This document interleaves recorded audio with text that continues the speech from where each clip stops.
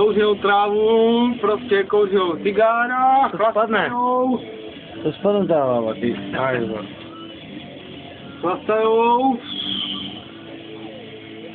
A prostě jsou hluchý. Každopádně všechno, co vám tady říkám, je pravda, žádná lež.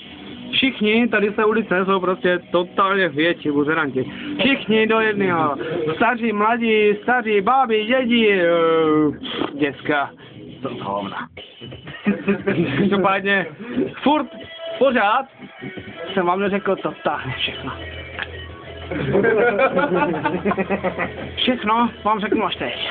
Moment. Sakra, plete se mi vlasy. Do prdele vlas. Já už jsem to načesal, dobrý, je to v pohodě. Jsou načesané, jo? Nebo se vám to nezdá do prdele? Co? Hovna! Ha.